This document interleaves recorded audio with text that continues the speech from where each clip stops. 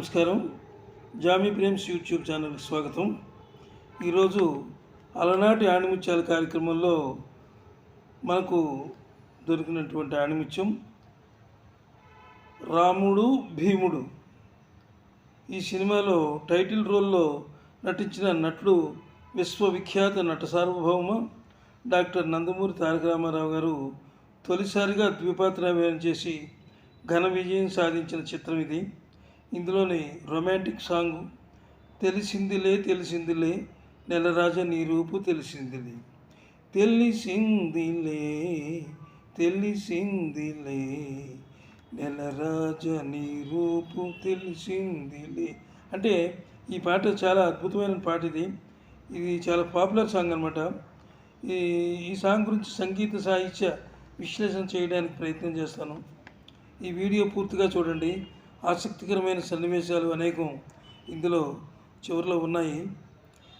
ఈ చిత్రంలో ఇతర ముఖ్య పాత్రలో జమున, ఎల్వి విజయలక్ష్మి, ఎస్వి రంగారావు, రాజనాల్ నటించారు. ఈ సినిమాలో ఎన్టీఆర్ని కామెడీ హీరోగా కూడా చెప్పుకోవచ్చు. అంత టైమింగ్తో అద్భుతంగా కామెడీ పండించారు ఆయన. రామానాయుడు గారు ఈ సినిమా మీద ఎంతో హోప్ పెట్టుకున్నారు. ఎందుకంటే అంతకుముందు సినిమాలు నిరాశపరచడమే కాకుండా ఆర్థికంగా నష్టాలను తెచ్చిపెట్టాయి. ఈ సినిమా కూడా డిజాస్టర్లో లిస్టులోకి వెళ్ళిపోతుందేమని భయపడి ఇక ఆయన ఈ సినిమా కనుక ఫెయిల్ అయితే ఇంటికి వెళ్ళి వ్యవసాయం చేసుకోవాలని చెప్పి అనుకున్నారని ఆ రోజుల్లో అనుకున్నారు. ఈ సినిమా 1964 మే 21వ తేదీన విడుదలైంది. రామానాయుడు గారు తిరుపతి నుంచి తిరిగి వస్తూ విజయవాడలో ఆగారు. విజయవాడలో బోరున వర్షం కురుస్తున్న సమయంలో ఉదయం ఆట ప్రారంభమైంది. సినిమాకి సక్సెస్ఫుల్ టాక్ వచ్చింది. అదే టాక్ కంటిన్యూ అయ్యి అనూహ్యమైన విజయం సాధించింది ఈ రాముడు భీముడు చిత్రం. రామానాయుడు గారికి కాసుల వర్షం కురిపించింది.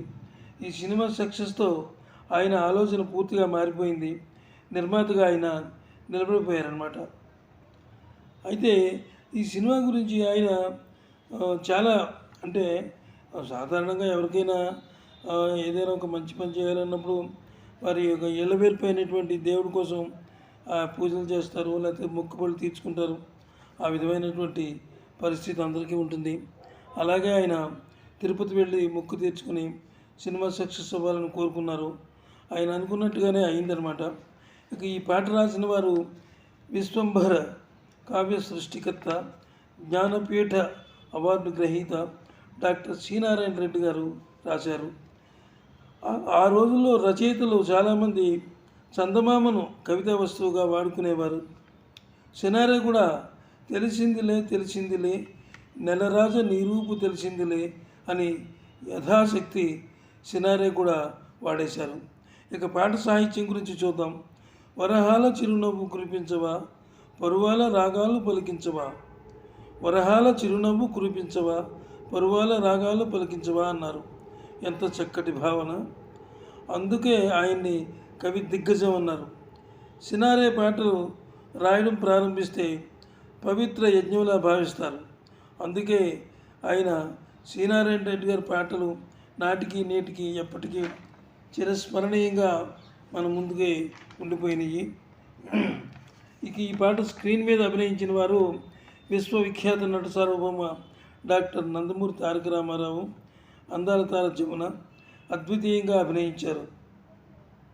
ఎన్టీఆర్ నటన గురించి ఎన్నిసార్లు చెప్పినా ఇంకా వినాలనే అనిపిస్తుంది. ఆయన నటనా ప్రస్థానంలో ప్రారంభం నుంచి అన్ని విభిన్న పాత్రలు చేసి తెలుగువారి గుండెల్లో సుస్థిర స్థానం సంపాదించుకున్నారు. ఎన్టీఆర్ నటనలో అనేక పార్శ్వాలు ఉన్నాయి. సాంఘిక చిత్రాలు నటించేటప్పుడు ఆయన పాత్రలో లీనమైపోతారు. అలాగే ఎన్టీఆర్ పాత్రలు కూడా ఆయన పౌరాణికాలు, జానపదాలు అన్నీ చాలా ఉన్నాయి. ఆ సినిమాలు కూడా చాలా అద్భుతంగా నడిచినాయి అన్నమాట. ఇక జమున గురించి చెప్పాలంటే ఆమె గురువుగారైన డాక్టర్ రాజారావు గారి నాటక సమాజం నుంచి నేర్చుకుని మంచి నటిగా ఆమె వచ్చింది. ఆమె నటనలు చూడాలంటే పాత సినిమాలు చాలా ఉన్నాయి, కానీ ఇల్లరికం అనే సినిమాలో అక్కినేనితో నటించినప్పుడు సూపర్గా నటించింది. అదేవిధంగా రాముడు భీముడు సినిమా కూడా ఆమెకు అపూర్వ నటన ప్రదర్శించిందనమాట. ఈయన రాముడు భీముడిలో ఆమె చాలా అద్భుతంగా నటించింది. ఎందుకంటే ఆ సినిమా అందరూ కూడా చాలా పట్టుదలగా తీసుకుని నటించారనమాట. అలాగే ఎన్టీఆర్ శ్రీరాముడుగా ఆయన నిజంగా ఆ శ్రీరాముడు చూస్తుంటే, ఫోటో చూస్తుంటే నిజంగా శ్రీరాముడే దిగి వచ్చాడా, రాముడు అంటే ఇలాగే ఉంటాడా అనిపించేలా ఆయన చేశారు. అదేవిధంగా శ్రీకృష్ణుడి పాత్ర కూడా ఆయన కృష్ణుడు ఎలా ఉంటాడో మనకు తెలియదు, కానీ శ్రీకృష్ణుడి పాత్రలో ఎంతో అద్భుతంగా నటించారు. కొంత చిలిపిగా కూడా ఆయన నటించారు ఆ పాత్రలకు. అలాగే కొన్ని ఇంకా దుర్యోధనుడు, ఇంకా చాలా చాలా ఉన్నాయి ఆయన నటించినటువంటి పాత్రలు. అవి కూడా మనకి అందరికీ తెలుసున్నవే. ఇక పాట పాడిన వారు అమర గాయకులు ఘంటసాల మాస్టారు, గానకోకిల సుశీలమ్మ గారు కలిసి ఈ పాట పాడారు. ఘంటసాల గాత్రానికి తిరుగులేదు, ఆయన పాటకు ఎదురులేదు. ఘంటసాల పాటల్లో అభినవేశం ఉంటుంది, అనన్య సామాన్యమైన మార్ధవం ఉంటుంది. పాట ట్యూనును అనుసరించి ఆయన ప్రశాంతంగా పాటను ప్రారంభించి అంచెలంచెలుగా వేగాన్ని అందుకొని చివరిలో తన విశ్వరూపాన్ని ప్రదర్శించి కరెక్ట్గా పాట ఎక్కడ ల్యాండ్ అవ్వాలో అక్కడే ఆపి ఆయన ప్రతిభని గుర్తు చేసుకుంటారు.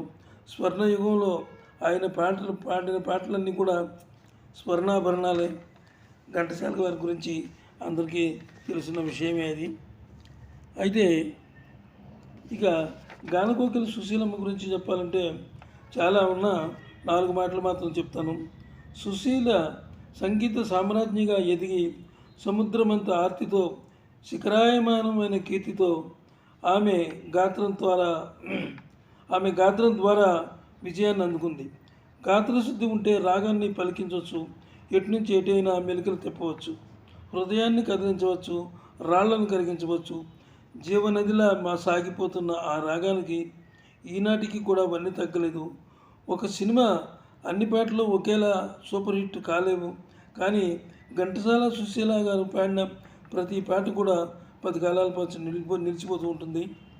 ఇక సంగీతం విషయానికి వస్తే ఈ పాటకు పెండియాల నాగేశ్వరరావు గారు అద్భుతమైన బాణీలు కట్టారు. ఆయన పాటలు కొన్ని నిద్రపుచ్చుతాయి, కొన్ని నిద్ర లేపుతాయి. సంగీతంలో పరిణతి పొందినటువంటి సంగీత దర్శకుడు ఆయన ఎందరో విశ్వ వేదికపై తెలుగు తేజాన్ని, భారతదేశం కీర్తిని చాటి చెప్పారు. తెలుగు జాతి గౌరవాన్ని ఇనుమడింపజేశారు. అలాంటి వారిలో పెండియాల వారు ఒకరు. ఆ రోజుల్లో అసలు పెండియాల వారి పాటలు కావాలంటే నిజంగా ప్రతి సినిమాలో కూడా పెండియాల గారి సంగీతం ఉండేది. అంత అద్భుతమైనటువంటి సంగీత దర్శకుడు ఆయన. ఈ రాముడు భీముడు సినిమా గురించి అసలు ఇండస్ట్రీ అంతా ఒక ఉత్కంఠతో చూసింది. ఇది తొలిసారిగా రామారావు గారు వివాదాభినయం చేస్తున్నారు. ఈ సినిమా ఎలా ఉంటుంది, పైగా 2 పాత్రలు కూడా భిన్నమైనటువంటి పాత్రలు అనమాట. అంచేత దీని మీరు గురించి చాలామంది సినీ ఫీల్డ్లో కూడా అనుకున్నారు. అలాగే సక్సెస్ అయింది. ఈ వీడియో మీకు నచ్చినట్లయితే మాకు ఒక లైక్ ఇచ్చి సబ్స్క్రైబ్ చేసి మాకు సపోర్ట్ ఇవ్వాల్సిందిగా కోరుతున్నాను. అలాగే మీ సపోర్ట్తో ఇంకా మంచి సాంగ్స్తో మంచి వీడియోలు చేయగలను. సెలవు. అందరికీ నమస్తే.